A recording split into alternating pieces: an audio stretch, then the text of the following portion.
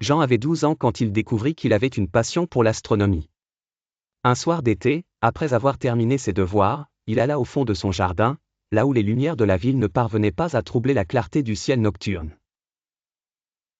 Il emporta avec lui les jumelles que son grand-père lui avait offertes pour son anniversaire.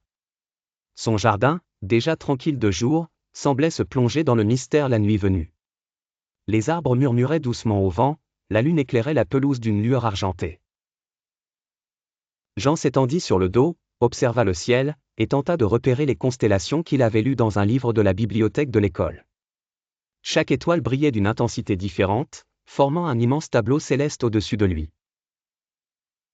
Il se souvenait du jour où son grand-père lui avait parlé de l'étoile du berger, de la ceinture d'Orion, et de la Voie lactée. Comment ces histoires lui avaient ouvert un monde nouveau, un monde dans lequel il avait envie de s'aventurer.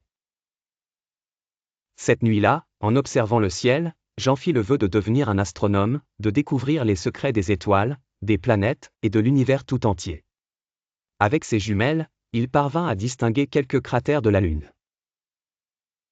Il se demanda combien parmi les innombrables étoiles avaient potentiellement des planètes autour d'elles. Sa curiosité grandissante, il se promit de lire plus de livres, de demander à ses parents un télescope pour le prochain Noël, et de ne jamais cesser d'apprendre.